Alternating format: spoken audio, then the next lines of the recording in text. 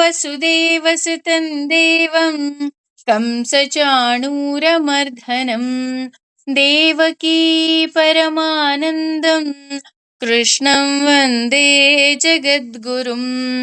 ಶ್ರೀಕೃಷ್ಣಂ ವಂದೇ ಜಗದ್ಗುರುಂ. ಭಗವಂತ ಈ ಅಧ್ಯಾಯದಲ್ಲಿ ಅಂದ್ರೆ ವಿಭೂತಿ ಯೋಗದಲ್ಲಿ ತನ್ನ ವಿಶೇಷತೆಯನ್ನ ತಿಳಿಸ್ತಾ ಇದ್ದಾನೆ. ವಿಶೇಷತೆ ಹೇಗಿದೆಯಪ್ಪ ಅಂದ್ರೆ ಒಬ್ಬೊಬ್ಬರಲ್ಲಿ ಒಂದೊಂದ್ರಲ್ಲಿ ಯಾವ ರೀತಿ ಇದ್ದಾನೆ ಅನ್ನುವಂತಹ ಸೂಕ್ಷ್ಮಾತಿ ಸೂಕ್ಷ್ಮ ವಿಷಯಗಳನ್ನ ಭಗವಂತ ತಿಳಿಸ್ತಾ ಹೋಗ್ತಾನೆ. ಈಗ ಆಲ್ರೆಡಿ ನಾವು ತಿಳ್ಕೊಂಡ್ವಿ.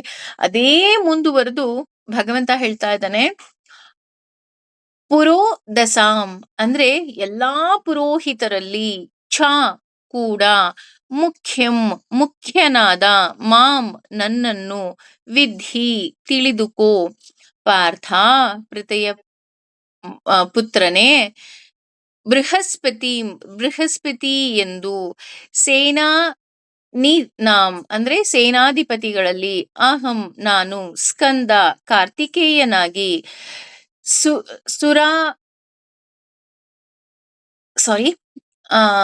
ಸಸರಾಮ್ ಅಂದ್ರೆ ಎಲ್ಲ ಜಲಗಳಲ್ಲಿ ಅಸ್ಮಿ ಆಗಿದ್ದೇನೆ ಸಾಗರಹ ಅಂದ್ರೆ ಸಮುದ್ರನಾಗಿದ್ದೇನೆ. ಅಂದ್ರೆ ಇಲ್ಲಿ ಮೊದ್ಲಿಗೆ ಹೇಳ್ತಾ ಇದ್ದಾನೆ ಪಾರ್ಥ ಅಂತ. ಅಂದ್ರೆ ಮತ್ತೆ ಪೃಥೆಯ ಮಗನೇ, ಕುಂತಿ ಪುತ್ರನೇ. ಯಾಕೆ ಅಂತ ಅಂದ್ರೆ ಅವಳು ತುಂಬಾ ಕಷ್ಟಪಟ್ಟಿದ್ದಾಳೆ, ಅವಳಿಗೆ ದೈವ ಭಕ್ತಿ ಹೆಚ್ಚು. ಹಾಗಾಗಿ ಅಂತಹವನ ಮಗನಾಗಿರೋದ್ರಿಂದ ನಿನಗೂ ಸಹ ಇದೆಲ್ಲವುದನ್ನ ತಿಳಿದುಕೊಳ್ಳುವ ಯೋಗ್ಯತೆ ಇದೆ. ಅಂದ್ರೆ ನಾವ್ ಹೇಳ್ತಾ ಹೋಗ್ತೀವಲ್ವಾ, ನಿಮ್ಮಪ್ಪ ಅಮ್ಮ ಹೀಗಿದ್ರು ಸೊ ನೀನು ಹೀಗೆ ಇರ್ಬೇಕು ಅಂದ್ರೆ ಕೆಲವೊಂದ್ಸಲ ಏನಾಗುತ್ತೆ, ಮಕ್ಕಳಿಗೆ ಯೋಗ್ಯತೆ ಇರುತ್ತೆ ಆದ್ರೆ ತಂದೆ ತಾಯಿಯಿಂದ ಅದಿನ್ನೂ ಜಾಸ್ತಿ ಆಗ್ತಾ ಹೋಗುತ್ತೆ. ಹಾಗೇನೆ ಇಲ್ಲಿ ಕುಂತಿಯಿಂದ ನಿನ್ ಕುಂತಿಯ ಮಗನಾಗಿರೋದ್ರಿಂದ ನಿನಗೆ ಇನ್ನೂ ಅತಿ ಹೆಚ್ಚಿನ ಯೋಗ್ಯತೆ ಇದೆ ಅಂತ ಇಲ್ಲಿ ಹೇಳ್ತಾ ಹೋಗ್ತಾನೆ. ಹಾಗೇನೆ ಪುರೋದಸಾಂ ಅಂದ್ರೆ ಪುರೋಹಿತರ ಪೈಕಿ. ಇಲ್ಲಿ ಪುರೋಹಿತರು ಅಂತಾನೆ ಯಾಕೆ ಹೇಳ್ತಾ ಇದ್ದಾರೆ ಅಂದ್ರೆ ಪುರರ ಹಿತವನ್ನ ಬಯಸುವವರು. ಪುರ ಅಂತ ಅಂದ್ರೆ ಊರು ಅಂತ ಆಗತ್ತೆ, ಅಥವಾ ಬೇರೆಯವರು ಅಂತ ಆಗತ್ತೆ. ಬೇರೆಯವರ ಹಿತವನ್ನ ಬಯಸುವವರು ಪುರೋಹಿತರು. ಹಾಗಾಗಿ ಅವರಿಗೋಸ್ಕರ ಅಲ್ಲ, ಲೋಕ ಕಲ್ಯಾಣಕ್ಕಾಗಿ ಪೂಜೆಯನ್ನ ಮಾಡಿಸ್ತಾರೆ, ಅಥವಾ ಬೇರೆಯವರಿಗೆ ಒಳ್ಳೇದಾಗ್ಲಿ ಅಂತ ಪೂಜೆಯನ್ನ ಮಾಡಿಸ್ತಾರೆ. ಈ ರೀತಿ ಆ ರೀತಿಯಲ್ಲಿ ನಾನು ಮುಖ್ಯವಾಗಿ ಬೃಹಸ್ಪತಿಯಲ್ಲಿ ಕೂತಿದ್ದೇನೆ. ಆದ್ರೆ ಭಾಗವತವನ್ನ ನಾವು ಓದ್ಬೇಕಾದ್ರೆ ವಸಿಷ್ಠರಲ್ಲಿ ಕೂತಿದ್ದೇನೆ ಅಂತ ಭಗವಂತ ಹೇಳ್ತಾ ಹೋಗ್ತಾನೆ. ಆಗ ಕೆಲವರಿಗೆ ಕನ್ಫ್ಯೂಸ್ ಆಗೋದುಂಟು. ಇದೇನಪ್ಪ ಇದು ಪುರೋಹಿತರಲ್ಲಿ ಭಗವದ್ಗೀತೆಯಲ್ಲಿ ನೋಡಿದ್ರೆ ಬೃಹಸ್ಪತಿ ಅಂತ ಹೇಳ್ತಾ ಇದ್ದಾರೆ, ಭಾಗವತದಲ್ಲಿ ನೋಡಿದ್ರೆ ವಸಿಷ್ಠರು ಅಂತ ಹೇಳ್ತಾ ಇದ್ದಾರೆ, ಯಾವ ರೀತಿ ತಗೋಬೇಕು ಅಂತ ಅಂದ್ರೆ ಎರಡೂ ಸರಿ ಅಂತ ಹೇಳ್ತಾರ. ಅರೆ ಅದ್ ಹೇಗ್ರಿ ಎರಡೂ ಸರಿಯಾಗಿ ಹೋಗುತ್ತೆ? ಮಾತಾಡಿದ್ರೆ ಎಲ್ಲಾದ್ರಲ್ಲೂ ಒಂದೇ ತರ ಮಾತಾಡ್ಬೇಕಲ್ವಾ? ಒಂದೊಂದ್ರಲ್ಲಿ ಒಂದೊಂದ್ ಹೇಳ್ಬಿಟ್ಟು ಅದ್ ಹೆಂಗೆ ನೀವ್ ಎರಡೂ ಸರಿ ಅಂತಿದ್ದೀರಾ ಅಂತ ಅಂದ್ರೆ ನಾವಲ್ಲಿ ಸ್ವಲ್ಪ ಸೂಕ್ಷ್ಮ ವಿಷಯವನ್ನ ಅರ್ಥ ಮಾಡ್ಕೋಬೇಕಾಗತ್ತೆ. ಬೃಹಸ್ಪತಿಗಳು ದೇವತೆಗಳ ಗುರುವಾಗಿದ್ದಾರೆ. ಅಂದ್ರೆ ದೇವತೆಗಳ ಪೈಕಿ ಇವರು ಶ್ರೇಷ್ಠರು. ಇಲ್ಲಿ ಯಾಕೆ ದೇವತೆಗಳ ಪೈಕಿ ಬೃಹಸ್ಪತಿನೇ ಶ್ರೇಷ್ಠ ಅಂತ ಹೇಳ್ತಿದ್ದಾರೆ ಅಂತ ನೋಡೋದಾದ್ರೆ ಬೃಹತಾಂಪತಿ ಅಂತ ಹೇಳ್ತಾ ಹೋಗ್ತಾರೆ. ಅಂದ್ರೆ ಬಹಳ ದೊಡ್ಡವರು. ಅಂದ್ರೆ ಅದಕ್ಕೆ ನೋಡಿ ಬೃಹಸ್ಪತಿ ವಾಸರ ಅಂತ ಸಂಸ್ಕೃತದಲ್ಲಿ ಕರೀತಾರೆ ಗುರುವಾರಕ್ಕೆ. ಅಷ್ಟೇ ಅಲ್ಲ, ಗುರುವಾರದ ದಿನ ನಾವು ಗುರುಗಳನ್ನ ಆರಾಧನೆ ಮಾಡ್ತಾ ಹೋಗ್ತೀವಿ. ಉದಾಹರಣೆಗೆ ರಾಯರಿರ್ಬೋದು ಅಥವಾ ಬಾಬಾ ಇರ್ಬೋದು. ಈ ರೀತಿ ಈಗಿನ ಕಾಲಕ್ಕೆ ತಕ್ಕ ಹಾಗೆ ಗುರುಗಳನ್ನ ಆರಾಧನೆ ಮಾಡುವ ಜನ ಸಹ ಇದ್ದಾರೆ. ಆದ್ರೆ ಇಲ್ಲಿ ಬೃಹಸ್ಪತಿ ಅನ್ನೋದಿಕ್ಕೆ ಇನ್ನೂ ಒಂದು ಹೇಳ್ಬೇಕು ಅಂದ್ರೆ ಶುಕ್ರಾಚಾರ್ಯರು ದಾನವರ ಗುರುವಾಗಿದ್ದಾರೆ. ಆದ್ರೆ ಇಲ್ಲಿ ಹಾಗಿದ್ರೆ ಭಾಗವತದಲ್ಲಿ ವಸಿಷ್ಠರು ಅಂತಾರಲ್ಲ, ಅವ್ರು ಯಾರಿಗೆ ಅಂತ ಅಂದ್ರೆ ವಸಿಷ್ಠರು ಸೂರ್ಯವಂಶದ ಪುರೋಹಿತರು. ಅಂದ್ರೆ ಮನುಷ್ಯರಲ್ಲಿ ಪುರೋಹಿತರ ಪೈಕಿ ವಸಿಷ್ಠರು ಶ್ರೇಷ್ಠರು ಅಂತ. ಅಂದ್ರೆ ಫಸ್ಟ್ ಸ್ಟ್ಯಾಂಡರ್ಡ್ ಅಲ್ಲಿ ಯಾರಪ್ಪ ರ್ಯಾಂಕು, ಸೆಕೆಂಡ್ ಸ್ಟ್ಯಾಂಡರ್ಡ್ ಯಾರಪ್ಪ ರ್ಯಾಂಕು, ಥರ್ಡ್ ಸ್ಟ್ಯಾಂಡರ್ಡ್ ಅಲ್ಲಿ ಯಾರಪ್ಪ ರ್ಯಾಂಕು ಅಂದ್ರೆ 3 ಜನ ಬೇರೆ ಬೇರೆ ಇರ್ತಾರಲ್ವಾ. ಆ ರೀತಿ ವಸಿಷ್ಠರು ಮನುಷ್ಯರ ಪುರೋಹಿತರು, ಕುಲಗುರುಗಳಾದ್ರೆ ಶುಕ್ರಾಚಾರ್ಯರು ದಾನವರ ಕುಲಗುರುಗಳು ಅಂತಾನೆ ಹೇಳ್ತಾ ಹೋಗ್ತಾರೆ. ಹಾಗೇನೆ ಬೃಹಸ್ಪತಿ ದೇವತೆಗಳ ಗುರುವಾಗಿದ್ದಾರೆ. ಆದ್ರೆ ಈ ಮೂರೂ ಜನ ಫಸ್ಟ್ ಸರಿ. ಅದರಲ್ಲಿ ಫಸ್ಟ್ ಯಾರು ಅಂತ ಅಂದ್ರೆ ಬೃಹಸ್ಪತಿಗಳು. ಯಾಕೆ ಅಂದ್ರೆ ನಾನು ಅದರಲ್ಲಿ ಬೃಹಸ್ಪತಿ ಎನ್ನುವ ಹೆಸರಿನಲ್ಲೇ ಕೂತಿದ್ದೇನೆ. ಅಷ್ಟೇ ಅಲ್ಲ, ನಾವು ಯಾವ್ದಾದ್ರೂ ಒಂದು ಕಾರ್ಯ ಮಾಡ್ಬೇಕಾದ್ರೆ ಗುರುಬಲ ಇದೆಯಾ ಅಂತ ನೋಡ್ತೀವಿ ಅಲ್ವಾ? ಅಷ್ಟೇ ಅಲ್ಲ, ಗುರುಬಲ ಇದ್ದರೇನೆ ಉಪನಯನ ಸಂಸ್ಕಾರವನ್ನ ಮಾಡೋದಿಕ್ಕೆ ಸಾಧ್ಯ. ಯಾಕೆ ಉಪನಯನಕ್ಕೂ ಗುರುವಿಗೂ ಅಷ್ಟೊಂದು ಅವಿನಾಭಾವ ಸಂಬಂಧ ಇದೆ ಅಂತ ನೋಡೋದಾದ್ರೆ, ಉಪನಯನ ಅನ್ನೋದೇ ಒಂದು ದ್ವಿಜರಲ್ಲಿ ಅಂದ್ರೆ ಇನ್ನೊಂದು ಜನ್ಮ ಅಂತಾನೆ ಹೇಳ್ತಾ ಹೋಗ್ತಾರೆ. ಅದರಲ್ಲಿ ಏನಾಗ್ತಾ ಹೋಗುತ್ತೆ, ಉಪನಯನ ಸಂಸ್ಕಾರ ಆದ್ಮೇಲೆ ಅವರಿಗೆ ವೇದಗಳನ್ನ ಕಲಿಯುವ ಅರ್ಹತೆ ಬರ್ತಾ ಹೋಗತ್ತೆ. ಹಾಗಾಗಿ ಗುರುವಿನ ಬಲ ಇದ್ರೆ ಮಾತ್ರ ನಮಗೆ ವಿದ್ಯೆ ಒಲಿಯೋದಿಕ್ಕೆ ಸಾಧ್ಯ. ಇಲ್ಲ ಅಂದ್ರೆ ವಿದ್ಯೆ ಒಲಿಯೋದಿಕ್ಕೆ ಸಾಧ್ಯನೇ ಇಲ್ಲ ಅಲ್ವಾ? ಗುರು ಬೇಕು. ಗುರು ಬಲ ಇದ್ರೇನೆ ಉಪನಯನ, ಉಪನಯನ ಆದ್ರೇನೆ ವೇದಗಳನ್ನ ಕಲಿಯೋದು, ವೇದಗಳನ್ನ ಕಲಿತ್ರೇನೆ ಭಗವಂತನನ್ನ ತಿಳ್ಕೊಳ್ಳೋದಿಕ್ಕೆ ಸಾಧ್ಯ. ನೋಡಿ, ಒಂದಕ್ಕೊಂದು ಹೇಗೆ ಲಿಂಕ್ ಇದೆ.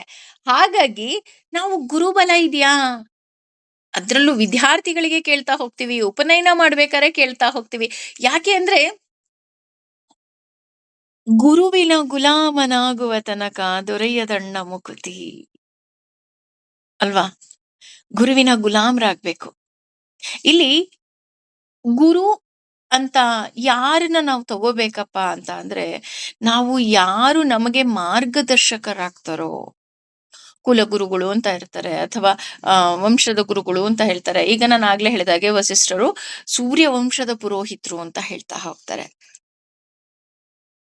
ಈ ರೀತಿ ಗುರುವಾದವನು ಕೈ ಹಿಡಿದು ನಡೆಸುವವನು ಅಂತ ಹೇಳ್ತಾ ಹೋಗ್ತಾರೆ. ನಾನು ಆಗ್ಲೇ ಹೇಳಿದ್ನಲ್ಲ, ಬೇರೆಯವ್ರ ಹಿತ ಅವ್ರು ಚೆನ್ನಾಗಿರ್ಬೇಕಪ್ಪ ಅಂತ ಬಯಸುವ ಏಕೈಕ ವ್ಯಕ್ತಿ ಯಾರಾದ್ರೂ ಇದ್ರೆ ಅದು ಕೇವಲ ಕೇವಲ ಕೇವಲ ಗುರುವಾಗಿರ್ತಾನಂತೆ. ಯಾವುದೇ ರೀತಿಯಾದಂತಹ ಅಪೇಕ್ಷೆ ಇಲ್ಲದ ಹಾಗೆ ನಡೆದುಕೊಳ್ಳುವವನು ಗುರು ಅಂತ ಹೇಳ್ತಾ ಹೋಗ್ತಾರೆ. ಹಾಗಾಗಿ ಇಲ್ಲಿ ದೇವತೆಗಳು, ಇವತ್ತು ನಾವು ಯಾರನ್ನಾರು ಆರಾಧನೆ ಮಾಡ್ಲಿ, ಯಾರನ್ನಾರು ಪೂಜೆ ಮಾಡ್ಲಿ, ಅಥವಾ ದೇವತೆಗಳಿಗೆ ಕಷ್ಟ ಬಂದಾಗಲೂ ಕೈ ಹಿಡಿದು ನಡೆಸಿದವರು ಬೃಹಸ್ಪತಿಗಳು. ಇಲ್ಲ, ನೀವ್ ಈ ರೀತಿ ಮಾಡ್ಬೇಕು, ಇಂಥ ದೇವರನ್ನ ಆರಾಧನೆ ಮಾಡ್ಬೇಕು, ನೀವ್ ಹೀಗಿರ್ಬೇಕು, ಇಂಥ ದೇವ್ರ ಹತ್ರ ಹೋಗ್ ಕೇಳಿ, ಇವಾಗ ಯುದ್ಧ ಮಾಡಿ, ಈ ರೀತಿ ಪ್ರತಿಯೊಂದನ್ನು ಸಹ ಗುರುಗಳು ಹೇಳ್ಕೊಡ್ತಾ ಹೋಗ್ತಾರೆ. ಅದರಲ್ಲೂ ಬೃಹಸ್ಪತಿ ಹೇಳ್ಕೊಡ್ತಾ ಹೋಗ್ತಾರೆ. ಅವರಿಗೆ ಹಾಗಿದ್ರೆ ಯಾಕೆ ಇಷ್ಟೊಂದು ಶಕ್ತಿ ಬಂತು ಅಂತ ನೋಡೋದಾದ್ರೆ, ಈಗ ವಸಿಷ್ಠರಿದ್ದಾರೆ, ಶುಕ್ರಾಚಾರ್ಯರಿದ್ದಾರೆ, ಅವರೆಲ್ಲಾ ಬಿಟ್ಟು ಬೃಹಸ್ಪತಿಯನ್ನೇ ಯಾಕೆ ಇಷ್ಟೊಂದು ಶ್ರೇಷ್ಠ ಅಂತಾರೆ ಅಂತ ನೋಡೋಕಾದ್ರೆ, ಅವರಲ್ಲಿ ನಾನಿದ್ದೀನಿ. ಹಾಗಾಗಿ ಅವರಿಗೆ ಈ ಗುರುಸ್ಥಾನ ಸಿಕ್ಕಿದೆ, ಹಾಗೂ ಈ ಶಕ್ತಿ ಸಿಗಲು ನಾನೇ ಕಾರಣನಾಗಿದ್ದೇನೆ ಅಂತ ಇಲ್ಲಿ ಭಗವಂತ ಹೇಳ್ತಾ ಹೋಗ್ತಾನೆ. ಹಾಗೆ ಸೇನಾಧಿಪತಿಗಳಲ್ಲಿ ನಾನು ಸ್ಕಂಧನಾಗಿದ್ದೇನೆ. ಸೇನಾಧಿಪತಿಗಳು ಅಂತ ತಗೊಂಡ್ರೆ ತುಂಬಾ ಜನ ಸೇನಾಧಿಪತಿಗಳಿದ್ದಾರೆ, ಅದರಲ್ಲಿ ಸ್ಕಂದನಾಗಿದ್ದೇನೆ ಅಂತಾನೆ ಭಗವಂತ ಹೇಳ್ತಾ ಹೋಗ್ತಾರೆ. ಯಾಕೆ ಸ್ಕಂದನಿಗೆ ಅಷ್ಟೊಂದು ವಿಶೇಷ ಅಂತ ನೋಡೋದಾದ್ರೆ, ತಾರಕಾಸುರನ ವಧೆ ಮಾಡೋದಿಕ್ಕೋಸ್ಕರನೇ ಸ್ಕಂದ ಹುಟ್ಟಿದ ಅಂತ ಹೇಳ್ತಾ ಹೋಗ್ತಾರೆ. ಅಂದ್ರೆ ಷಣ್ಮುಖ ಇರ್ಬೋದು ಅಥವಾ ಸುಬ್ರಹ್ಮಣ್ಯ ಅಂತ ಇರ್ಬೋದು, ನಾನಾ ಹೆಸರುಗಳು ಅವರಲ್ಲಿ ನಾನಿದ್ದೇನೆ ಅಂತ ಹೇಳ್ತಾ ಹೋಗ್ತೀವಿ. ಈಗ ಸೇನಾಧಿಪತಿ ಅಂತ ಅಂದ್ರೇನೆ ಸಹ ಅದರ ಅರ್ಥ ಏನು ಅಂದ್ರು ಕೊಲ್ಲೋದು ಅಂತ, ಸಂಹಾರ ಅಲ್ವಾ? ಸೇನಾಧಿಪತಿ ಇರೋದೇ ಯುದ್ಧ ಮಾಡೋದಿಕ್ಕೆ, ಯುದ್ಧ ಮಾಡಿದ್ರೆ ಸಂಹಾರ. ಹಾಗಿದ್ರೆ ಸ್ಕಂದನಿಗೆ ಏಕೆ ಈ ವಿಶೇಷ ಅಂತ ನೋಡಿದಾಗ, ಅವನು ಹೊರ ಹಾಕುವವನು ಅಂತ ಹೇಳ್ತಾ ಹೋಗ್ತಾರೆ ಒಂದ್ ಕಡೆ. ಅಂದ್ರೆ ಸ್ಕಂದ ಅಂತ ಅಂದ್ರೆ ಅವನು ಹೊರ ಹಾಕ್ತಾನೆ. ಹೇಗ್ ಹೊರ ಹಾಕ್ತಾನೆ? ತನ್ನ ಉದರದಲ್ಲಿ ಸೂಕ್ಷ್ಮ ರೂಪದಲ್ಲಿ ತನ್ನ ಈ ಸೃಷ್ಟಿಯನ್ನ ಇಟ್ಕೊಂಡಿರ್ತಾನೆ. ಅವನು ಸೃಷ್ಟಿ ಕಾಲದಲ್ಲಿ ಇದನ್ನ ಹೊರ ಹಾಕ್ತಾನೆ. ಅಂದ್ರೆ ಇಲ್ಲಿ ಸ್ಕಂದ ಅಂತ ಅಂದ್ರೂ ಸಹ ಭಗವಂತ ಅಂತಾನೆ ಬರ್ತಾನೆ. ಆದ್ರೆ ಇಲ್ಲಿ ಭಗವಂತ ಆ ಸ್ಕಂದನಿಗೆ ಈ ಸೇನಾಧಿಪತಿಯಾಗಿರುವಂತಹ ಶಕ್ತಿಯನ್ನ ಕೊಟ್ಟಿದ್ದಾನೆ ಅಂತ ಅಂದ್ರೆ ನಾನು ಅವನಲ್ಲಿ ಕುಳಿತಿರೋದ್ರಿಂದ. ಅಷ್ಟೇ ಅಲ್ಲ, ಸ್ಕಂದ ಅಂತ ಅಂದ್ರೇನೆ ಸಾಮಾನ್ಯವಾಗಿ ನಮಗೆ ವಿದ್ಯೆ ಬೇಕಾ, ನಮಗೆ ವಿವಾಹ ಬೇಕಾ, ಅಥವಾ ನಮಗೆ ಯಾವುದೇ ದೋಷಗಳಿರ್ಲಿ, ಅವನನ್ನ ಆರಾಧನೆ ಮಾಡೋದ್ರಿಂದ ನಮಗೆ ಸಕಲ ಇಷ್ಟಾರ್ಥಗಳು ನೆರವೇರಿಸ್ತಾ ಹೋಗ್ತಾನೆ ಅಂತಲೂ ಸಹ ಹೇಳ್ತಾ ಹೋಗ್ತಾರೆ. ಇನ್ನು ಸರಸು ಅಂತ ಅಂದ್ರೆ ನೀರುಗಳು ಅಂತ ಬರ್ತಾ ಹೋಗುತ್ತಾನೆ, ನೀರುಗಳ ಮೂಲ. ಆ ನೀರುಗಳ ಮೂಲವಾಗಿ ಯಾವ್ದಿದ್ದೀನಪ್ಪ ಅಂತ ಆದ್ರೆ ನಾನು ಸಾಗರವಾಗಿದ್ದೇನೆ. ಯಾವುದೋ ಒಂದು ನದಿನೋ, ಯಾವುದೋ ಒಂದು ಹಳ್ಳನೋ, ಯಾವುದೋ ಒಂದು ಜೆರಿನೋ ಅಲ್ಲ, ನಾನು ಸಮುದ್ರನೂ ಅಲ್ಲ, ನಾನು ಸಾಗರವಾಗಿದ್ದೇನೆ. ಇಲ್ಲಿ ಸಾಗರ ಅಂತ ಅಂದ್ರೆ ಸಾರಗರ, ಸಾಗರ ಅಂತ ಹೇಳ್ತಾ ಹೋಗ್ತಾರೆ. ಅಂದ್ರೆ ಎಲ್ಲಾ ಸಾರಗಳು ಇಂಪಾರ್ಟೆಂಟ್ ಸಾರ. ಗರ ಅಂದ್ರೆ ಸ್ವೀಕಾರ ಅಂತ. ಅಂದ್ರೆ ಇಲ್ಲಿ ಸಮುದ್ರದ ಕೆಲಸವೂ ಅಷ್ಟೇ, ಒಳ್ಳೆಯದನ್ನ ಸ್ವೀಕಾರ ಮಾಡುವುದು ಸಾಗರ. ನದಿಗಳಿಂದ ನೀರುಗಳು ಬರ್ತಾ ಹೋಗುತ್ತೆ, ಅದೆಲ್ಲವುದನ್ನ ಸ್ವೀಕಾರ ಮಾಡ್ತಾ ಹೋಗುತ್ತೆ. ಸಮುದ್ರದಿಂದ ನೀರು ಬರುತ್ತೆ, ಅದನ್ನೂ ಸಹ ಸ್ವೀಕಾರ ಮಾಡುತ್ತೆ. ಹೌದಾ? ಕೆಟ್ಟದನ್ನ ಸ್ವೀಕಾರ ಮಾಡೋದಲ್ವಾ ಸಮುದ್ರ ಅಂತ ನೋಡೋದಿದ್ರೆ, ಕೆಟ್ಟದನ್ನ ಖಂಡಿತ ಅದು ಸ್ವೀಕಾರ ಮಾಡೋದಿಲ್ಲ. ಹೇಗೆ ಅಂತ ಅಂದ್ರೆ, ನಾವು ಯಾವುದಾದ್ರೂ ಒಂದು ವಸ್ತುವನ್ನ ಎಸೆದಾಗ, ಅಥವಾ ಈ ವಸ್ತು ಬೇಡ ಅಂತ ಆ ಸಾಗರಕ್ಕೆ ಅನಿಸಿದ್ರೆ, ಅದು ತನ್ನ ಅಲೆಗಳ ಸಹಾಯದಿಂದ ಅದನ್ನ ಮತ್ತೆ ದಡಕ್ಕೆ ಎಸ್ದ್ ಬಿಡುತ್ತಂತೆ. ಯಾವುದನ್ನು ಇಟ್ಕೊಳ್ಳಲ್ವಂತೆ ತನ್ನ ಒಡಲಲ್ಲಿ. ತನ್ನ ಒಡಲಲ್ಲಿ ಇಟ್ಕೊಳ್ಳೋದು ಕೇವಲ ಮುತ್ತು, ರತ್ನ, ಪಚ್ಚೆ, ಈ ರೀತಿ ಬೆಲೆ ಬಾಳುವಂತಹ ಕೋರಲ್ಗಳು, ಇಂಥದ್ದನ್ನ ತನ್ನ ಉದರದಲ್ಲಿ ಇಟ್ಕೊಂಡಿರುತ್ತೆ. ಜೀವರಾಶಿಯನ್ನ ತನ್ನ ಉದರದಲ್ಲಿ ಇಟ್ಕೊಂಡಿರುತ್ತೆ ಬಿಟ್ರೆ, ಯಾವ ಬೇಡದೇ ಇರುವಂತಹ ವಸ್ತುವನ್ನು ಸಹ ಸಾಗರ ಇಟ್ಕೊಂಡಿರೋದಿಲ್ಲ. ನೀವ್ ಯಾವ್ದೋ ಒಂದು ಸ್ಕೂಬಾ ಡೈವಿಂಗ್ ಹೋದಾಗ ಗೊತ್ತಾಗತ್ತೆ. ಸಾಗರ ಅಂತ ಅಂದ್ರೆ ನಾವು ಬರೀ ಅಬ್ಬರ, ಬರೀ ಅಲೆಗಳು, ಅಥವಾ ಸಮುದ್ರ ಸ್ನಾನ, ಇದಷ್ಟೇ ನಮ್ಮ ಕಣ್ಣಲ್ಲಿ ಬರ್ತಾ ಹೋಗುತ್ತೆ. ಆದ್ರೆ ನಿಜಕ್ಕೂ ಸಹ ನೀವು ಒಂದು ಸಲ, ಅದು ಒಂದು ಲೈಫ್ ಟೈಮ್ ಎಕ್ಸ್ಪೀರಿಯನ್ಸ್ ಅಂತ ಹೇಳ್ತಾ ಹೋಗ್ತಾರೆ. That is wonderful. ಅದರಲ್ಲೂ ನಮ್ಮ ಕರ್ನಾಟಕದಲ್ಲಿ ನೀವೇನಾದ್ರು ನೇತ್ರಾಣಿ ಐಲ್ಯಾಂಡಿಗೆ ಹೋಗಿ ಒಂದು ಸ್ಕೂಬಾ ಡೈವ್ ಮಾಡ್ಬಿಟ್ಟು ಬಂದ್ರೆ, ಆ ನಿಮಗ್ ನಿಜವಾಗ್ಲೂ ಹೇಳ್ತೀನಲ್ಲ, ಒಂದು ಅದ್ಭುತ ಅನುಭವನೇ ಆಗ್ತಾ ಹೋಗುತ್ತೆ. ಹೊಸ ಪ್ರಪಂಚ. ಅಯ್ಯೋ, ಈ ತರ ಇದೆಯಾ? ಹ್ಮ್ ಸಮುದ್ರದ ಒಳಗೆ ಅಂತ ಆಶ್ಚರ್ಯ ಆಗೋದಂತೂ ಖಂಡಿತ. ಆ ರೀತಿ ಅದು ಕೇವಲ ತನ್ನ ಮುತ್ತು ರತ್ನಗಳನ್ನ ಮಾತ್ರ ತನ್ನ ಉದರದಲ್ಲಿ ಇಟ್ಕೊಂಡಿರುತ್ತೆ. ಅದು ಬಿಟ್ಟು ಬೇರೆ ಯಾವುದನ್ನು ಸಹ ಇಟ್ಕೊಂಡಿರೋದಿಲ್ಲ. ಅದೇ ಮುಂದುವರೆದು ಮತ್ತೆ ಹೇಳ್ತಾ ಹೋಗ್ತಾನೆ ಭಗವಂತ, ಮಹ ಆ, ಮಹ ಋಷಿಣಾಂ ಅಂದ್ರೆ ಮಹರ್ಷಿಣಾಂ ಅಂತ. ಮಹರ್ಷಿಗಳಲ್ಲಿ ಭೃಗು ಅಂದ್ರೆ ಭೃಗು ಮಹರ್ಷಿ, ಅಹಂ ನಾನು, ಗಿರಿಂ ಅಂದ್ರೆ ಶಬ್ದಗಳಲ್ಲಿ, ಅಸ್ಮಿ ಆಗಿದ್ದೇನೆ, ಏಕಂ ಅಕ್ಷರಂ ಅಂದ್ರೆ ಏಕಾಕ್ಷರವಾಗಿದ್ದೇನೆ, ಯಜ್ಞಾನಾಂ ಯಜ್ಞಗಳಲ್ಲಿ, ಜಪಯಜ್ಞ ಜಪವು, ಅಸ್ಮಿ ಆಗಿದ್ದೇನೆ, ಸ್ಥಾವರಣಾಂ ಅಂದ್ರೆ ಸ್ಥಿರ ವಸ್ತುಗಳಲ್ಲಿ, ಹಿಮಾಲಯ ಪರ್ವತವಾಗಿದ್ದೇನೆ. ಅಂದ್ರೆ ಇಲ್ಲಿ ಭಗವಂತ ಎಷ್ಟು ಸುಂದರವಾಗಿ ಹೇಳ್ತಾ ಹೋಗ್ತಾನಪ್ಪ ಅಂತ ಅಂದ್ರೆ, ನಾನು ಯಾವ್ಯಾವ್ದ್ರಲ್ಲಿ ವಿಶೇಷವಾಗಿದ್ದೀನಿ? ಮಹರ್ಷಿಗಳಲ್ಲೇ ಭೃಗು ಮಹರ್ಷಿಯಾಗಿದ್ದೇನೆ. ನಮ್ಮೆಲ್ಲರಿಗೂ ಗೊತ್ತು ಭೃಗು ಮಹರ್ಷಿ ಅಂತ ಅಂದ ತಕ್ಷಣನೇ ನಮ್ಮ ಕಣ್ಣಿಗೆ ಬರೋದು ಬ್ರಹ್ಮ, ವಿಷ್ಣು, ಮಹೇಶ್ವರನನ್ನ ಪರೀಕ್ಷೆ ಮಾಡಿದಂತಹವರು ಅಂತ ಅಲ್ವಾ? ಹಾಗೇನೆ ಇಲ್ಲಿ ಷಣ್ಮುಖನ ಬಗ್ಗೆ ಮಾತಾಡ್ಬೇಕು ಅಂದ್ರೆ ಇದು ಸೂಕ್ತ ಸಮಯ ಅಂತ ಅನ್ಸುತ್ತೆ. ಆ ತಾರಕಾಸುರನನ್ನ ವಧೆ ಮಾಡೋದಿಕ್ಕೆ ಬರ್ತಾನೆ. ಅಂದ್ರೆ ಹೇಗೆ ಲಲಿತಾ ಸಹಸ್ರನಾಮ ಶುರು ಆಯ್ತು, ಹೇಗೆ ಬಂತು ಅಂತ ನಾವು ಮೂಲವನ್ನ ನೋಡಿದಾಗ, ಯಾಕೆ ಈ ವಿಷಯವನ್ನ ಮತ್ತೆ ನಾನು ಒತ್ತಿ ಹೇಳ್ತಾ ಇದ್ದೀನಿ ಅಂತ ಅಂದ್ರೆ, ನವರಾತ್ರಿಯಲ್ಲಿ ದೇವಿಯನ್ನ ಬಗ್ಗೆ ಹೇಳೋದಿಕ್ಕೆ ಸಿಕ್ಕಿ ನಾವು ಹೇಳಲಿಲ್ಲ ಅಂದ್ರೆ ವಿ ಮಿಸ್ ಸಮಥಿಂಗ್ ಅನ್ನೋ ಹಾಗೆ.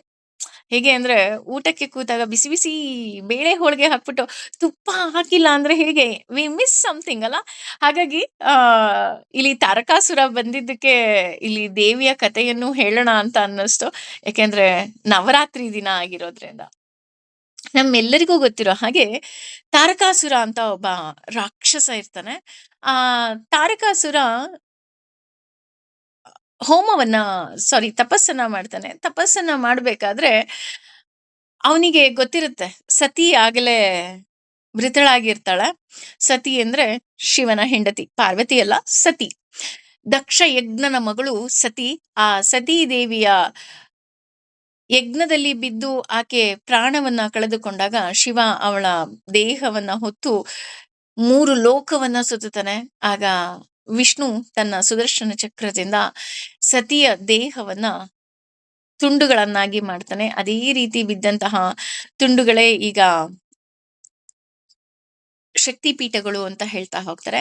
ಅದೇ ರೀತಿ ಸತೀ ದೇವಿಯ ಕೂದಲು ಬಿದ್ದಂತಹ ಜಾಗನೇ ನಮ್ಮ ಚಾಮುಂಡಿ ಬೆಟ್ಟ ಅಂತಲೂ ಸಹ ಹೇಳ್ತಾ ಹೋಗ್ತಾರೆ. ಹಾಗಾಗಿ we are all very blessed people ಅಂತಾನೆ ಹೇಳ್ಬೇಕು ಮೈಸೂರಲ್ಲಿ ಇರೋರು. ಆ ಇದನ್ನ ಅರಿತ ತಾರಕಾಸುರ ಏನ್ ಮಾಡ್ತಾನೆ, ನಾನು ಕೇವಲ ಶಿವ ಮತ್ತು ಪತ್ನಿಯಿಂದ ಜನಿಸಿದಂತಹ ಮಗುವಿನಿಂದ ಮಾತ್ರ ನಾನು ಸಂಹಾರ ಆಗೋದಿಕ್ಕೆ ಇಷ್ಟಪಡ್ತೀನಿ ಅಂತ ಹೇಳ್ತಾನೆ. ಯಾಕೆಂದ್ರೆ ಅವನಿಗೆ ಗೊತ್ತಿರುತ್ತೆ ಶಿವ ಯಾರನ್ನು ಮದ್ವೆ ಆಗೋದಿಲ್ಲ ಅಂತ. ಆಗ ತಥಾಸ್ತು ಅಂತ ವರ ಸಿಕ್ಕುತ್ತೆ. ಆದ್ರೆ ಎಲ್ರಿಗೂ ಗೊತ್ತಿರುತ್ತೆ ಶಿವನಿಗೆ ವಿವಾಹನೇ ಇಲ್ಲ ಅಂತ. ಆಮೇಲೆ ನಮ್ಮ ಪಾರ್ವತಿ ದೇವಿಯು ಸ್ಕಂದ ಮಾತೆ, ಶೈಲಪುತ್ರಿ ಅಂತ ಏನೇನು ನಾವು ಈ ನವದುರ್ಗೆಯ ರೂಪವನ್ನ 9 ದಿನದಲ್ಲಿ ನೋಡ್ತಾ ಹೋಗ್ತೀವಿ. ಆಕೆ ಪರ್ವತರಾಜನ ಮಗಳಾಗಿ ಹುಟ್ಟುತ್ತಾಳೆ. ಹಾಗೂ ಆಕೆ ಶಿವನನ್ನ ಪಡಿಬೇಕು ಅಂತಲೇ ಆಕೆ ಬ್ರಹ್ಮಚಾರಿಣಿ ಆಗ್ತಾಳೆ. ಬ್ರಹ್ಮಚಾರಿಣಿಯಾಗಿ ಆಕೆ ಬಿದ್ದಂತಹ ಎಲೆಗಳನ್ನ ತಿಂದು ಆಕೆ ತಪಸ್ಸು ಮಾಡ್ತಾಳೆ. ಅದಕ್ಕೋಸ್ಕರನೇ ಆಕೆಗೆ ಅಪರ್ಣ ಅನ್ನೋ ಹೆಸರು ಸಹ ಬರುತ್ತೆ. ಈ ರೀತಿ ಆದಾಗ ಒಬ್ಬಿಯಸ್ಲಿ ಶಿವನೂ ಸಹ ಅವಳಿಗೆ ಸೋತು ಮದುವೆ ಆಗ್ತಾನೆ. ಆದ್ರೆ ಮದುವೆ ಆದಾಗ ಅವನು ಯೋಗ ನಿದ್ರೆಗೆ ಹೋಗ್ಬಿಡ್ತಾನೆ. ಆಗ ಎಲ್ರೂ ಸಹ ಇಲ್ಲ ದೇವತೆಗಳು ಇಲ್ಲ ಅವನ್ನ ಏನಾದ್ರು ಮಾಡಿ ಎಬ್ಬಿಸ್ಲೇಬೇಕು. ಯಾಕೆ ಅಂತ ಅಂದ್ರೆ ನಿಮ್ಮಿಬ್ಬರ ಸಂತಾನದಿಂದಲೇ ತಾರಕಾಸುರ ಹುಟ್ಟೋದು ಅಂತ. ಆದ್ರೆ ಶಿವನನ್ನ ಎಬ್ಬಿಸೋದಕ್ಕೆ ರತಿ ಮನ್ಮಥರು ಹೋಗ್ತಾರೆ. ರತಿ ಮನ್ಮಥರು ಹೋದಾಗ ಆ ಶಿವ ಕಣ್ಬಿಟ್ಟಾಗ ಮನ್ಮಥ ಸುಟ್ಟು ಭಸ್ಮವಾಗ್ತಾನೆ. ಆದ್ರೆ ದೇವತೆಗಳಿಗೆಲ್ಲ ಏನು ಮಾಡಬೇಕು ಅಂತಾನೆ ಗೊತ್ತಾಗ್ದಿದ್ದಾಗ ಶಿವನಿಗೆ ಒಂದು ಸಾರಿ ಮನ್ಮಥನನ್ನ ಬದುಕಿಸು ಅಂತ ಕೇಳಿದಾಗ ಮನ್ಮಥ ದೇಹ ರೂಪವನ್ನ ತಾಳೋದಿಲ್ಲ, ಕೇವಲ ಒಂದು ತತ್ವವಾಗಿ ಅಂದ್ರೆ ಒಂದು ಭಾವವಾಗಿ ನಮ್ಮೆಲ್ಲರಲ್ಲಿ ಇರ್ತಾನೆ ಮನ್ಮಥನಾಗಿ ಅಂತ ವರವನ್ನ ಕೊಡ್ತಾನೆ. ಆದ್ರೂ ಸಹ ರತಿದೇವಿ ಬೆಂಬಿಡದ ಹಠ. ಇನ್ನೊಮ್ಮೆ ಅವನ ಈ ಆ ಬೂದಿ ಭಸ್ಮವನ್ನ ನೋಡು, ಮತ್ತೆ ನನ್ನ ಪತಿ ಹುಟ್ಟುತ್ತಾನೆ ಅನ್ನೋ ಆಸೆ ಅವಳಿಗೆ. ಆದ್ರೆ ಮತ್ತೆ ನೋಡಿದಾಗ ಅಲ್ಲಿ ಮನ್ಮಥ ಹುಟ್ಟೋದಿಲ್ಲ, ದೈತ್ಯ ಹುಟ್ಟುತ್ತಾ ಹೋಗ್ತಾನೆ. ಅವನನ್ನ ಸಂಹಾರ ಮಾಡೋದಿಕ್ಕೆ ಯಾರಿಂದಲೂ ಸಹ ಆಗೋದೇ ಇಲ್ಲ. ಆಗ ಎಲ್ರೂ ಹೋಗಿ ದೇವಿಯನ್ನ ಆರಾಧನೆ ಮಾಡ್ತಾರೆ. ಇಲ್ಲ ನೀನು ದಯವಿಟ್ಟು ಇವನನ್ನ ಸಂಹಾರ ಮಾಡ್ಲೇಬೇಕು ಅಂದಾಗ ದೇವಿ ಅವರನ್ನೆಲ್ಲ ಸಂಹಾರ ಮಾಡಿ ದೇವತೆಗಳನ್ನ ರಕ್ಷಣೆ ಮಾಡ್ತಾಳೆ. ಅವಳನ್ನ ಹೇಗೆ ಹೊಗಳಬೇಕು ಅಂತಾನೆ ಗೊತ್ತಾಗದೆ ಇದ್ದಾಗ ನಾರದ ಮಹರ್ಷಿಗಳು ಹೋಗಿ ಹೇಳ್ತಾರೆ, ಆ ಹೇಗೆ ಹೊಗಳಬೇಕು ಅಂತಾನೆ ಗೊತ್ತಾಗಿಲ್ಲ, ನಾವೆಲ್ಲರೂ ಮೂಕ ವಿಸ್ಮಿತರಾಗಿದ್ದೀವಿ ಎಂದಾಗ್ಲ ಆಕೆಯ ಸ್ನೇಹಿತರು ಅಥವಾ ಆಕೆಯ ಜೊತೆ ಇದ್ದಂತಹ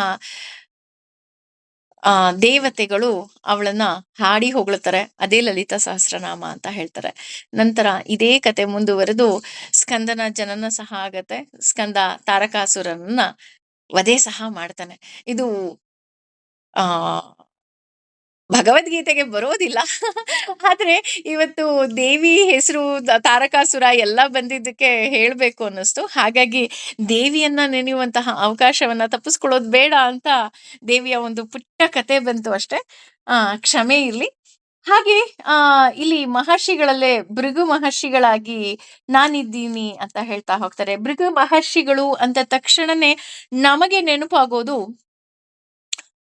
ಭೃಗು ಮಹರ್ಷಿಗಳು ಲೋಕ ಕಲ್ಯಾಣಕ್ಕಾಗಿ ಹೋಮವನ್ನ ಮಾಡ್ತಾ ಇರ್ತಾರೆ. ಇದನ್ನ ನೀನು ಯಾರಿಗೆ ಒಪ್ಪಿಸ್ತೀಯಾ ಅಂದಾಗ ಯಾರಿಗೆ ಒಪ್ಪಿಸ್ಬೇಕು ಅಂತ ಗೊತ್ತಾಗೋದಿಲ್ಲ. ಆಗ ಭೃಗು ಮಹರ್ಷಿಗಳು ಬ್ರಹ್ಮನ ಬಳಿ ಹೋಗ್ತಾರೆ. ಆದ್ರೆ ಬ್ರಹ್ಮ ಸಂಗೀತದಲ್ಲಿ ಲೀನನಾಗಿ ಕೂತಿರೋದ್ರಿಂದ ನಿನಗೆ ಭೂಲೋಕದಲ್ಲಿ ಖಂಡಿತವಾಗ್ಲೂ ನಿನಗೆ ಪೂಜೆನೇ ಇಲ್ಲ ಅಂತ ಹೇಳಿ ಶಾಪವನ್ನ ಹಾಕ್ಬಿಟ್ಟು ಬರ್ತಾರೆ. ಹಾಗೆ ಕೈಲಾಸಕ್ಕೆ ಹೋಗ್ತಾರೆ. ಕೈಲಾಸಕ್ಕೆ ಹೋದಾಗ ಅಲ್ಲಿ ಶಿವ ಪಾರ್ವತಿಯ ಜೊತೆ ನೃತ್ಯವನ್ನ ಮಾಡ್ತಾ ಇರ್ತಾರೆ. ನಿನಗೂ ಸಹ ಭೂಲೋಕದಲ್ಲಿ ಈ ದೇಹದಲ್ಲಿ ನಿನಗೆ ಪೂಜೆ ಇಲ್ಲ, ನೀನು ಲಿಂಗವಾಗು ಅಂತ ಹೇಳಿ ಲಿಂಗಾರಾಧನೆಯಲ್ಲಿ ನಿನಗೆ ಪೂಜೆ ಇರ್ಲಿ ಅಂತ ಮತ್ತೆ ಅಲ್ಲಿ ಶಾಪವನ್ನ ಎತ್ತುತ್ತಾರೆ. ಅಲ್ಲಿಂದ ವೈಕುಂಠಕ್ಕೆ ಬರ್ತಾರೆ. ವೈಕುಂಠದಲ್ಲಿ ಭಗವಂತನಿಗೆ ಗೊತ್ತಿರುತ್ತೆ ಭೃಗು ಮಹರ್ಷಿ ಬರ್ತಾ ಇದ್ದಾರೆ ಅಂತ. ಆದ್ರೆ ಭೃಗು ಮಹರ್ಷಿಗಳು ಆ ಯೋಗ ನಿದ್ರೆಯನ್ನ ಗಮನಿಸದೆ ಭಗವಂತನ ಎದೆಗೆ ಒದ್ದು ಬಿಡ್ತಾರೆ. ಆಗ ಭೃಗು ಮಹರ್ಷಿಗಳಿಗೆ ತಕ್ಷಣ ಭಗವಂತ, ಅಯ್ಯೋ ಕಾಲ್ ನೋವಾಯ್ತಾ ನಿಮಗೆ, ನಾನು ತುಂಬಾ ಆಭರಣ ಎಲ್ಲ ಹಾಕೊಂಡ್ಬಿಟ್ಟಿರ್ತೀನಿ ಅಂತ ಕಾಲ್ ಒತ್ತುತ್ತಾ ಭೃಗು ಮಹರ್ಷಿಗಳಲ್ಲಿ ಕಾಲಿನಲ್ಲಿ ಇದ್ದಂತಹ ಒಂದು ಕಣ್ಣನ್ನ ಆತ ತೆಗೆದು ಬಿಡ್ತಾರೆ. ತೆಗೆದ ತಕ್ಷಣ ಅದು ಅಹಂಕಾರದ ಕಣ್ಣು ಅಂತ ಹೇಳ್ತಾ ಹೋಗ್ತಾರೆ. ಆ ಅಹಂಕಾರದ ಕಣ್ಣು ತೆಗೆದ ತಕ್ಷಣ ಭೃಗು ಮಹರ್ಷಿಗಳಿಗೆ ಬೇಜಾರಾಗೋಗುತ್ತೆ. ಅಯ್ಯೋ, ನಾನು ತ್ರಿಮೂರ್ತಿಗಳನ್ನ ನಾನು ಪರೀಕ್ಷೆ ಮಾಡೋದಿಕ್ಕೆ ಬಂದ್ಬಿಟ್ನಾ ಅಂತ. ಆಗ ಅವರು ಒದ್ದಂತಹ ಚಿಹ್ನೆನೆ,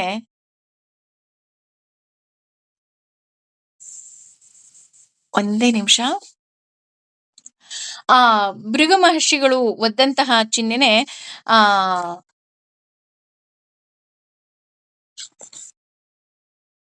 ಒಂದೇ ನಿಮಿಷ,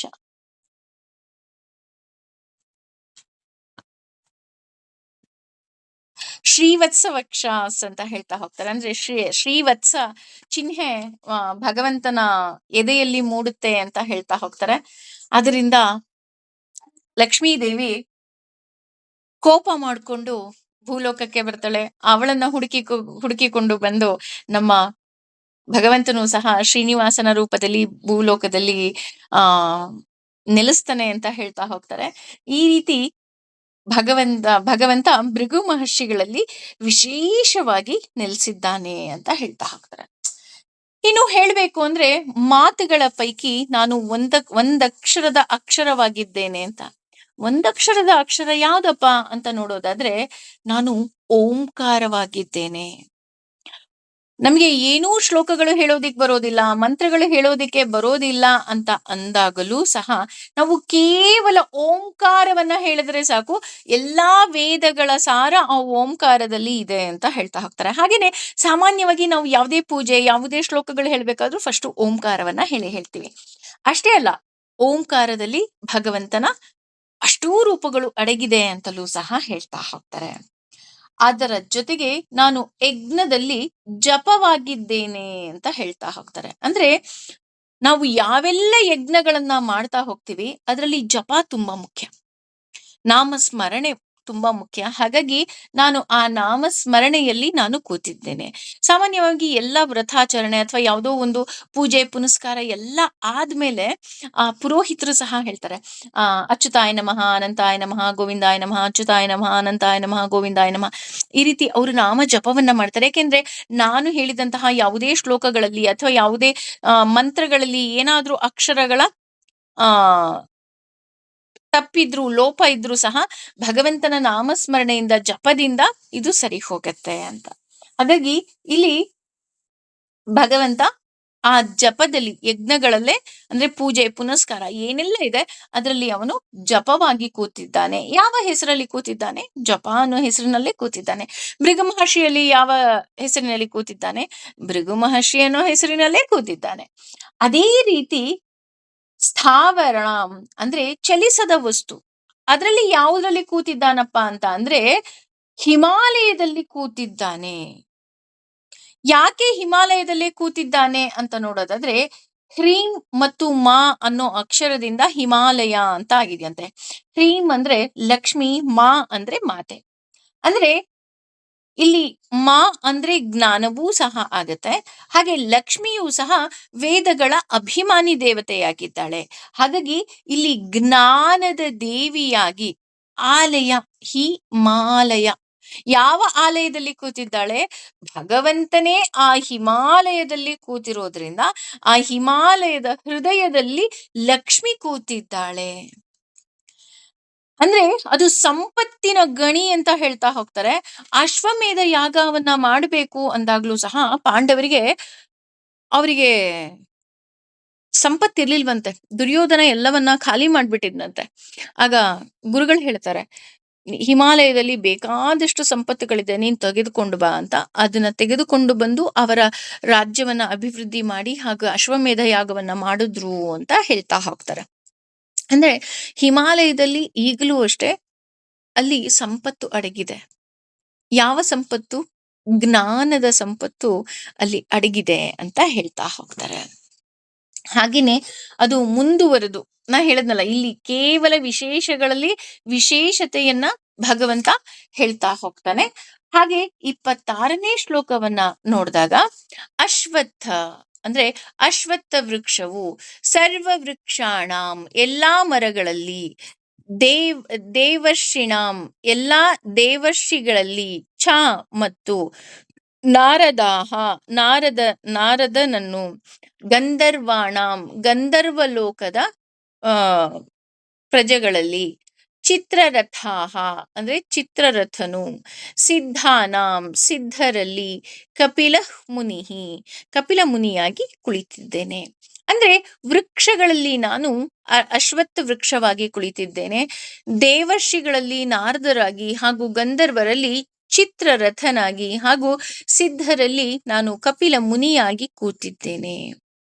ಅಂದ್ರೆ ಯಾಕೆ ಇಲ್ಲಿ ಇದಿಷ್ಟು ವರ್ಣನೆಯನ್ನ ಮಾಡ್ತಿದಾರಪ್ಪ ಅಂತ ನೋಡೋದಾದ್ರೆ, ವೃಕ್ಷಗಳಲ್ಲೇ ಅಶ್ವತ್ಥ ವೃಕ್ಷ ಬಹಳ ವಿಶೇಷ ಅಂತ ಹೇಳ್ತಾ ಹೋಗ್ತಾರೆ.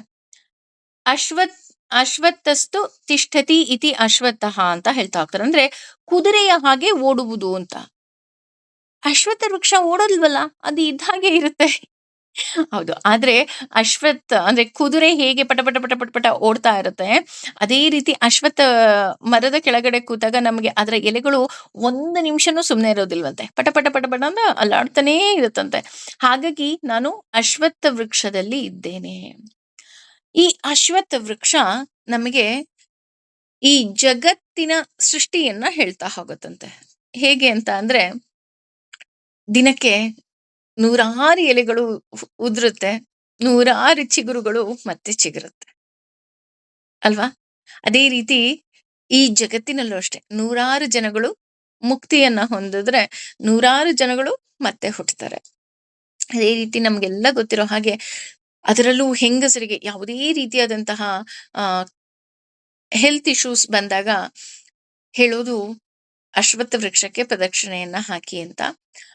ಹಾಗೆ ಪ್ರದಕ್ಷಿಣೆಯನ್ನ ಹಾಕ್ಬೇಕಾದ್ರೆ ಮೂಲತೋ ಬ್ರಹ್ಮರೂಪಾಯ ಮಧ್ಯತೋ ವಿಷ್ಣುರೂಪಿಣಿ ಅಗ್ರತಃ ಶಿವರೂಪಾಯ ವೃಕ್ಷರಾಜಾಯತೆ ನಮಃ ಅಂತ ಹೇಳ್ತಾ ಹೋಗ್ತೀವಿ. ಅಂದ್ರೆ ಆ ಅಶ್ವತ್ಥ ವೃಕ್ಷದಲ್ಲಿ ಕೇವಲ ಭಗವಂತನಷ್ಟೇ ಅಲ್ಲದೆ ಬ್ರಹ್ಮ ವಿಷ್ಣು ಮಹೇಶ್ವರ 3 ಜನರ ಸಾನ್ನಿಧ್ಯ ಇರುತ್ತೆ ಅಂತ ಹೇಳ್ತಾ ಹೋಗ್ತಾರೆ. ಅಷ್ಟೇ ಅಲ್ಲದೆ ಆ ಅತಿ ಹೆಚ್ಚು ಆಕ್ಸಿಜನ್ನ ಪ್ರೊಡ್ಯೂಸ್ ಮಾಡುವಂತಹ ಮರ ಅಶ್ವತ್ಥ ಮರ. ಹಾಗಾಗಿ ನಾನು ಆ ಅಶ್ವತ್ಥ ಮರದಲ್ಲಿ ಅಶ್ವತ್ಥ ಅನ್ನೋ ಹೆಸರಿನಲ್ಲೇ ನಾನು ಇದ್ದೇನೆ. ಇನ್ನು ದೇವರ್ಷಿಗಳ ಪೈಕಿ ನಾನು ನಾರದನಾಗಿದ್ದೇನೆ. ನರರಿಗೆ ಸಂಬಂಧಿಸಿದ ಎಲ್ಲವನ್ನು ಕೊಡುವವರು ನಾರದ. ನರ ನಾರ ಪ್ಲಸ್ ಧ ನಾರದ. ಹಾಗಾಗಿ ನಾರದರು ಏನೆಲ್ಲ ತ್ರಿಲೋಕ ಸಂಚಾರಿ ಅಲ್ವಾ? ನಾವ್ ಯಾವುದೇ ಒಂದು ಎಕ್ಸಾಂಪಲ್ ತಗೊಂಡ್ರು ಸಹ ಅವರು ಮಾಡಿದಂತಹ ನಮ್ಗನ್ಸುತ್ತೆ ಕಲಹದಲ್ಲಿ ಶುರು ಆಯ್ತು ಅಂತ, ಆದ್ರೆ ಕೊನೆಗೆ ಅದು ಒಳ್ಳೇದೇ ಆಗತ್ತೆ. ಅವರು ಹಚ್ಚಿದ ಕಲಹ ಏನಿದೆ ಅದು ಎಂದೂ ಸಹ ಆ ದುರಂತವನ್ನ ಕಂಡೇ ಇಲ್ಲ, ಎಲ್ಲವೂ ಸಹ ಒಳಿತನ್ನೇ ಕಂಡಿದೆ ಅಂತ ಹೇಳ್ತಾ ಹೋಗ್ತಾರೆ. ಹಾಗಾಗಿ ಈ ನಾರದರು ಪ್ರತಿ ಸಲ ಭೂಲೋಕದಲ್ಲಿರ್ಬೋದು ಅಥವಾ ದೇವಲೋಕದಲ್ಲಿ ಇರ್ಬೋದು, ಎಲ್ಲರಿಗೂ ಸಹ ಸಹಾಯವನ್ನೇ ಮಾಡಿದ್ದಾರೆ ಅಂತ ಹೇಳ್ತಾ ಹೋಗ್ತಾರೆ. ಯಾಕೆ ಅಂದ್ರೆ ಅಲ್ಲಿ ನಾನು ನಾರದನ ಹೆಸರಿನಲ್ಲೇ ಅವರಲ್ಲಿ ಕುಳಿತಿದ್ದೇನೆ. ಇನ್ನು ಗಂಧರ್ವರಲ್ಲಿ ಚಿತ್ರರಥನಾಗಿದ್ದೇನೆ. ಚಿತ್ರರಥ ಆ ಒಮ್ಮೆ ಪಾಂಡವರನ್ನ ಎದುರಿಸ್ಬೇಕಾಗತ್ತೆ. ಆ ರೀತಿ ಎದುರಿಸಿದಾಗ ಅರ್ಜುನ ಆ ಅವನನ್ನ ಸೋಲಿಸ್ತಾರೆ. ಆಗ ಚಿತ್ರರಥ ಅರ್ಜುನನಿಗೆ ಹಲವಾರು ವಿದ್ಯೆಯನ್ನ ಹೇಳ್ಕೊಟ್ರೆ, ಅರ್ಜುನ ಚಿತ್ರರಥನಿಗೂ ಸಹ ಹಲವಾರು ವಿದ್ಯೆಯನ್ನ ಹೇಳ್ಕೊಡ್ತಾರಂತೆ. ಅದಾದ ಮೇಲೆ ಅವರಿಬ್ಬರು ಸಹ ಸ್ನೇಹಿತರಾಗ್ತಾರೆ. ದುರ್ಯೋಧನ ಒಂದು ಸಲ ಅವರು ಯಾವಾಗ ಆ ಒಂದೇ ನಿಮಿಷ. ಆ ವನವಾಸದಲ್ಲಿ ಇರ್ತಾರೆ. ಆಗ ಅವನು ತನ್ನ ಆಡಂಬರವನ್ನ ತೋರಿಸ್ಬೇಕು ಅಂತ ಬಂದಾಗ ಆ ಚಿತ್ರರಥ ಅವರನ್ನ ಎದುರಿಸಿ ಆ ದುರ್ಯೋಧನನನ್ನ ದಂಡಿಸ್ತಾನೆ ಅಂತಲೂ ಸಹ ಹೇಳ್ತಾ ಹೋಗ್ತಾರೆ. ಇವನಿಗೆ ಯಾಕೆ ಚಿತ್ರರಥ ಅಂತ ಹೆಸರು ಬಂತು ಅಂತ ಅಂದ್ರೆ, ಅವನ ಬಳಿ ವಿಚಿತ್ರವಾದ ರಥ ಒಂದಿದೆಯಂತೆ. ಹಾಗಾಗಿ ಅವನಿಗೆ ಚಿತ್ರರಥ ಅಂತ ಹೇಳ್ತಾ ಹೋಗ್ತಾರೆ. ಚಿತ್ರರಥ ಸಾಮಾನ್ಯವಾಗಿ ಪಾಂಡವರಿಗೆ ಸ್ನೇಹಿತನಾಗೇ ಇರ್ತಾನೆ. ಯಾಕೆ ಅವರಿಗೆ ಸ್ನೇಹಿತನಾಗಿ ಅವನಿಗೆ ಯಾಕೆ ಇಷ್ಟೊಂದು ವಿಶೇಷ ಅಂತ ಹೇಳಿದ್ರೆ, ಆ ಗಂಧರ್ವರಲ್ಲೇ ವಿಶೇಷವಾದಂತಹ ಸ್ಥಾನವನ್ನ ನಾನು ಕೊಟ್ಟಿದ್ದೀನಿ. ಯಾಕೆ ಅಂದ್ರೆ ನಾನು ಅವರಲ್ಲಿ ಇದ್ದೀನಿ. ಇನ್ನು ಸಿದ್ಧರಲ್ಲೇ ಕಪಿಲ ಮುನಿಯಾಗಿ ನಾನಿದ್ದೇನೆ. ಸಾಂಖ್ಯಯೋಗವನ್ನ, ಸಾಂಖ್ಯಶಾಸ್ತ್ರವನ್ನ ಕೊಟ್ಟಂತಹವರು ಕಪಿಲ ಮುನಿಗಳು ಅಂತ ಹೇಳ್ತಾ ಹೋಗ್ತಾರೆ. ಈ ರೀತಿ ಕಪಿಲ ಮುನಿಯಲ್ಲಿ ನಾನು ವಿಶೇಷವಾಗಿ ಕೂತಿದ್ದೇನೆ. ಅಂದ್ರೆ ಯಾವುದೋ ಒಬ್ಬ ವ್ಯಕ್ತಿ ಆಗ್ಬಹುದು, ಅಥವಾ ಒಂದು ವಸ್ತುವಾಗಬಹುದು, ಒಂದು ಪ್ರಾಣಿಗಳಾಗಬಹುದು, ಯಾರೇ ಆಗಬಹುದು. ಆದ್ರೆ ಅವರು ವಿಶೇಷ ಹೊಂದೋದು ಒಂದೇ ಒಂದು ಸಾರಿ, ಭಗವಂತ ಅವರಲ್ಲಿ ಕೂತಾಗ ಮಾತ್ರ. ಇಲ್ಲ ಅಂದ್ರೆ ವಿಶೇಷ ಆಗೋದಕ್ಕೆ ಸಾಧ್ಯವೇ ಇಲ್ಲ. ಇವತ್ತು ಯಾರೋ ಒಂದು 4 ಜನ ಬೆಲೆ ಕೊಡ್ತಾ ಇದ್ದಾರೆ, ಯಾರೋ 4 ಜನ ನಮ್ಗೆ ಒಳ್ಳೇದು ಮಾತಾಡ್ತಾ ಇದ್ದಾರೆ ಅಂದ್ರೆ ನಮ್ಮಲ್ಲಿ ಭಗವಂತ ಕೂತಿದ್ದಾನೆ. ಹಾಗಾಗಿ ಇದು ಮುಂದುವರೆದು ಉಚ್ಚೇಶ್ರವಸಂ ಅಂದ್ರೆ ಉಚ್ರೇಶ್ರವಸೆಂಬ ಅಶ್ವತ್ಥಾನ ಕುದುರೆಯಲ್ಲಿ ವಿಧಿ ತಿಳಿದುಕೋ ಮಾಂ ನನ್ನನ್ನು ಅಮೃತ ಉತ್ಪನ್ನಂ ಸಾಗರ ಮಂಥನದಿಂದ ಉತ್ಪತ್ತಿಯಾದ ಐರಾವತಂ ಐರಾವತ ಎಂಬ ಗಜ ಇಂದ್ರಾಣಾಂ ಗಜೇಂದ್ರನಲ್ಲಿ ನರಾಣಾಂ ಮನುಷ್ಯರಲ್ಲಿ ಚ ಮತ್ತು ನರಾಧಿಪಾಂ ರಾಜನು ಎಂಬ. ಅಂದ್ರೆ ಇಲ್ಲಿ ಭಗವಂತ ಅವನ ವಿಶೇಷತೆನೆ ಮತ್ತೆ ಹೇಳ್ತಾ ಹೋಗ್ತಾನೆ. ಆ ಅಶ್ವದಲ್ಲಿ ನಾನಿದ್ದೇನೆ, ಹಾಗೂ ಸಮುದ್ರ ಮಂಥನದಲ್ಲಿ ಆ ಉತ್ಪತ್ತಿಯಾದಂತಹ ಉಚ್ರೇಶ್ರವಸು ಅನ್ನೋ ಹೆಸರಿನ ಕುದುರೆಯಲ್ಲಿ ನಾನಿದ್ದೇನೆ. ಅಂದ್ರೆ ಸಮುದ್ರ ಮಂಥನದಲ್ಲೂ ಸಹ ಸಾಕಷ್ಟು ಪ್ರಾಣಿಗಳು, ಕುದುರೆ ಇರಬಹುದು, ಆನೆ ಇರಬಹುದು, ಈ ರೀತಿ ಎಲ್ಲವೂ ಸಹ ಉತ್ಪತ್ತಿ ಆಯ್ತು. ಅದರಲ್ಲಿ ಮುಖ್ಯವಾಗಿ ನಾನು ಉಚ್ರೇಶ್ರವಸು ಅನ್ನುವಂತಹ ಕುದುರೆಯಲ್ಲಿ ನಾನಿದ್ದೇನೆ. ನಮ್ಮೆಲ್ಲರಿಗೂ ಗೊತ್ತಿರೋ ಹಾಗೆ ಈ ಈ ಕುದುರೆಗೆ ಯಾಕೆ ಇಷ್ಟೊಂದು ಕತೆ ಬರ್ತಾ ಹೋಗುತ್ತೆ ಅಂತ ಅಂದ್ರೆ, ನಮ್ಮೆಲ್ರಿಗೂ ಗೊತ್ತು. ಆ ನಾಗರ ದೇವತೆಗೂ ಹಾಗೂ ಗರುಡನ ಆ ನಾಗರ ತಾಯಿಗೂ ಹಾಗೂ ಗರುಡನ ತಾಯಿಯನ್ನ ಆಕೆ ದಾಸಿಯನ್ನಾಗಿ ಇಟ್ಕೊಂಡಿರ್ತಾಳೆ. ಆಗ ಒಮ್ಮೆ ಈ ಉಚ್ರೇಶ್ರವಸ್ಸು ಏನಾಗುತ್ತೆ, ಅಲ್ಲಿಂದ ಹಾರಿ ಹೋಗ್ಬೇಕಾದ್ರೆ ಅವಾಗ ಆಕೆ ಹೇಳ್ತಾಳೆ, ಅದ್ರ ಬಾಲ ಕಪ್ಪಿತ್ತು, ಬಿಳಿ ಇತ್ತು ಅಂದಾಗ ಅದ್ರ ಬಾಲ ಬಿಳಿ ಇರುತ್ತೆ. ಆದ್ರೆ ಆ ನಾಗರಗಳು ಅಂದ್ರೆ ಸರ್ಪಗಳೆಲ್ಲ ಹೋಗಿ ಅದರ ಕುದುರೆ ಬಾಲಕ್ಕೆ ಅಂಟ್ಕೊಂಡು ಅದು ಕಪ್ಪು ಬಾಲವಾಗಿ ಇದ್ ಮಾಡುತ್ತೆ. ಆದ್ರೆ ಅವಾಗ ಗರುಡ ಹೇಳ್ತಾನೆ, ಆ ಒಂದೊಂದು ಸರ್ಪವನ್ನು ಸಹ ನಾನು ತಿಂತೀನಿ ಅಂತ. ಅದು ಬಹಳ ದೊಡ್ಡ ಕತೆ, ಹಾಗಾಗಿ ನಾನು ಇಲ್ಲಿ ಹೇಳ್ತಾ ಇಲ್ಲ. ಹಾಗಾಗಿ ಇಲ್ಲಿ ಆ ಉಚ್ರೇಶ್ರವಸು ಅನ್ನೋ ಕುದುರೆಯಲ್ಲಿ ನಾನಿದ್ದೇನೆ. ಅಷ್ಟೇ ಅಲ್ಲದೆ ಐರಾವತದಲ್ಲಿ ನಾನಿದ್ದೇನೆ. ಅಂದ್ರೆ ಆನೆಗಳ ಪೈಕಿ ನಾನು ಐರಾವತವಾಗಿದ್ದೇನೆ. ಐರಾವತ ಅಂದ್ರೇನೆ ಐಶ್ವರ್ಯದ ಸಂಕೇತ ಅಂತ ಹೇಳ್ತಾ ಹೋಗ್ತಾರೆ. ನಮ್ಮೆಲ್ಲರಿಗೂ ಗೊತ್ತಿರೋ ಹಾಗೆ ಇಲ್ಲಿ ಆನೆ ಮತ್ತು ಕುದುರೆಯ ಕತೆ ಬರ್ತಾ ಇದೆ. ಆನೆ ಕುದುರೆ ಅಂತ ಅಂದ ತಕ್ಷಣ ನಮ್ಗೆ ನೆನಪಾಗೋದೆ ನಮ್ಮ ರಾಜಮನೆತನಗಳು. ಅಂದ್ರೆ ಪಟ್ಟದ ಆನೆ ಇರ್ತಿತ್ತು, ಪಟ್ಟದ ಕುದುರೆಗಳಿರ್ತಿತ್ತು. ಯಾಕೆ ಅಂತ ಅಂದ್ರೆ ಅವುಗಳನ್ನ ಅವರು ದೇವತೆಗಳು ಅಂತ ಪೂಜೆ ಮಾಡ್ತಾ ಇದ್ರು. ಅದೇ ರೀತಿ ಇಲ್ಲಿ ಆನೆಗಳ ಪೈಕಿ ನಾನು ಐರಾವತವಾಗಿದ್ದೇನೆ. ಐರಾವತ ಸಂಪತ್ತಿನ ಸಂಕೇತ. ಐರಾವತ ಅಂತ ಯಾಕೆ ಹೆಸರು ಬಂತು ಅಂತ ನೋಡೋದಾದ್ರೆ, ಐರ ಅಂತ ಅಂದ್ರೆ ಲಕ್ಷ್ಮಿ ಅನ್ನೋ ಹೆಸರು ಅರ್ಥ ಬರ್ತಾ ಹೋಗುತ್ತೆ. ಹಾಗಾಗಿ ಐರಾವತ ಅಂದ್ರೆ ಲಕ್ಷ್ಮಿಯನ್ನೇ ಆತ ಹೊತ್ತು ಬರ್ತಾನೆ ಅಂತ ನಮ್ಮೆಲ್ಲರಿಗೂ ಗೊತ್ತಿರೋ ಹಾಗೆ ಗಜಲಕ್ಷ್ಮಿ ಅನ್ಬೇಕಾದ್ರೆ ಆನೆಯ ಮೇಲೆ ಕುಳಿತು ಬರ್ತಾಳೆ. ಹಾಗಾಗಿ ಇಲ್ಲಿ ಐರಾ ಅಂತ ಹೇಳ್ತಾ ಹೋಗ್ತಾರೆ. ಹಾಗಾಗಿ ಆನೆಗಳಲ್ಲೇ ನಾನು ಐರಾವತವಾಗಿದ್ದೇನೆ ಅಂದ್ರೆ ಅಷ್ಟು ದೊಡ್ಡ ಆನೆಯಾಗಿದ್ದೇನೆ. ಇನ್ನು ನರರ ಪೈಕಿ ಏನಾಗಿದ್ದೀನಿ ಅಂದ್ರೆ ನಾನು ರಾಜನಾಗಿದ್ದೇನೆ. ಅಂದ್ರೆ ನಾವೆಲ್ಲರೂ ಸಹ ಮನುಷ್ಯರೇ, ನಮ್ಮಲ್ಲೂ ಭಗವಂತ ಇದ್ದಾನೆ, ಇಲ್ಲ ಅಂತ ಅಲ್ಲ.